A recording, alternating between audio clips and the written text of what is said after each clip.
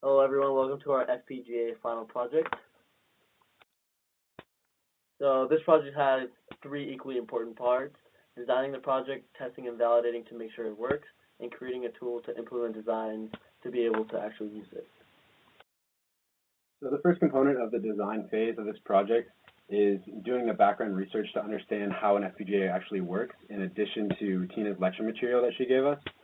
So through this research, we decided on the island FPGA architecture, which is one of the more popular ones that is described online. So this consists of so-called islands of the actual computation logic surrounded by the FPGA fabric. In the slide, you'll notice that these CLBs, which contains the actual logic that computes things, are connected into the fabric through connection boxes. In our architecture, we're calling those interconnect matrices because that's the vocab that our main resources use. But those basically allow the inputs to actually get from either an I/O block to a CLB for data routing, or vice versa. And then the FPGA fabric, which is made up of the switch boxes, is what allows all of the signals to route themselves all the way through the chip. So after we understood and did all of our background research on the island FPGA architecture, we needed to get a hard implementation of that architecture and sort of decide what our design would look like. So that's this slide. We're actually putting down our blocks of logic and then deciding how they're connected. You'll see our design is surrounded by I/O blocks. There's 20 of them, divided into 4 banks, with the top and the bottom bank favoring inputs because they're directly with only one route through a switch block connected to a logic cluster on each side.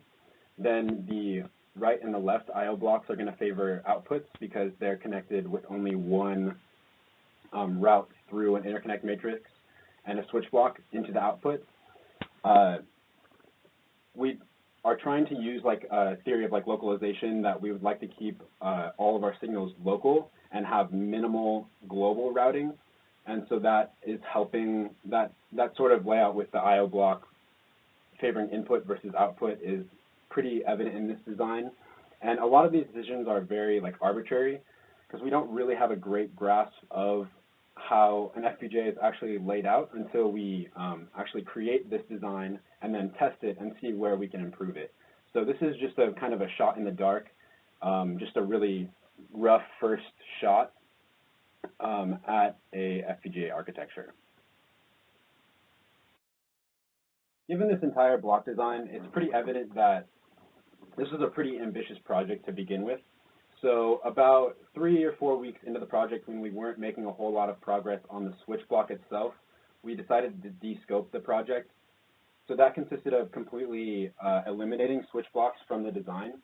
So our final design will only contain one logic cluster, still 20 I/O blocks, and only have one interconnect matrix. So this simplifies the design in a couple of ways. First of all, we don't have to design the actual switch block, which was complicated because of how general the descriptions of switch blocks were online. We couldn't get a really concrete design example. So also, with the addition of switch blocks and multiple logic clusters in the design, you bring in a lot of routing issues. So you have to route signals and decide what routes are valid and what combinations of control signals are valid. And that brings a whole lot more difficulty in designing the tools for this project, as well as you kind of get into the range where you can no longer program and program design on an FPGA with 4 logic clusters, because it gets out of the realm of how much you can fit in your brain to decide where things should go. And you really need software tools that are complex, like we talked about in class with the place and route techniques. And that was a little bit outside of the scope we decided for this half-quarter long project.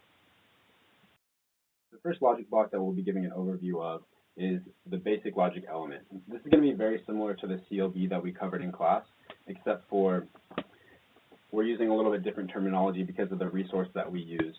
Introduced the concept of a logic cluster, which combines five different basic logic elements within that logic cluster.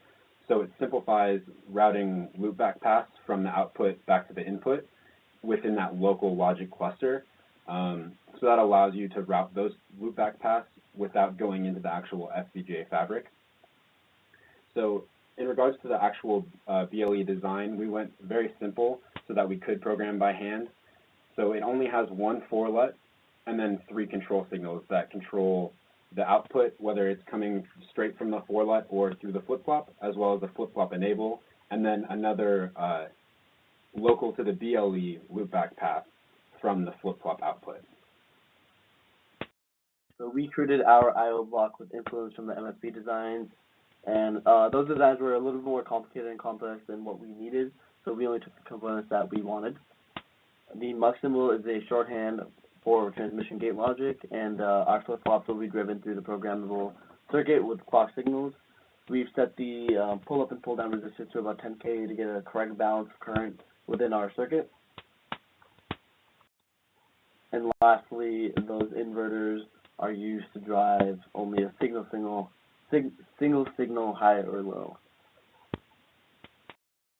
After the design phase of the project, we move into the validation phase. I'm not going to spend too much time describing the techniques that we used because I think it's a little bit boring to look over just waveform diagrams of static just analysis.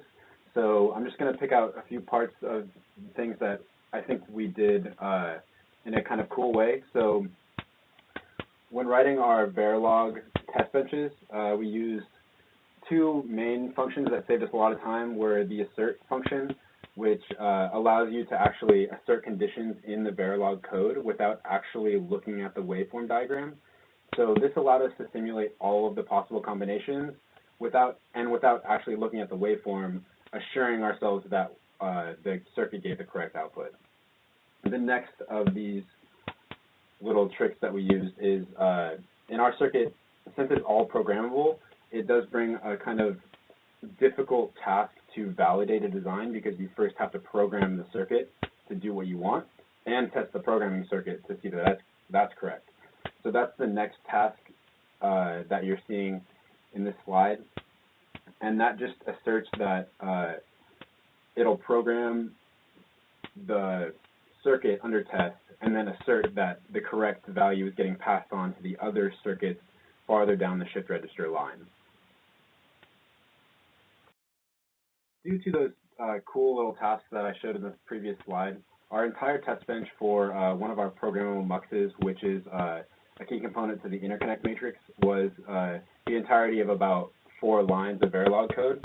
So that made it really cool to be able to test all possible combinations of that logic block. And if you really want, you can pause the video and go over this waveform diagram and look at how it programs it and then asserts the output. The last portion of this project, but equally important to the previous 2, is the tools that we developed to program this device. So about halfway through the development process of this project, we realized that it was really not going to be feasible to hand generate a bit stream, while even if it was feasible to actually program where everything should be placed in the device, the bit stream is, as you can see from the totals on the slide, 235 bits is not really feasible to program and create ourselves. So we really needed to develop a tool to accelerate that process. The piece of software that we came up with to make our programming easier is just a little program written in Java. As you can see to the right in the flowchart, there's high ambitions for this piece of software. Almost none of that is implemented except for just the ability to generate a bit stream from a hard-coded set of control signal values. But it's still very useful in generating that bit stream, which we'll then use in the Verilog simulations to actually validate the designs that we create.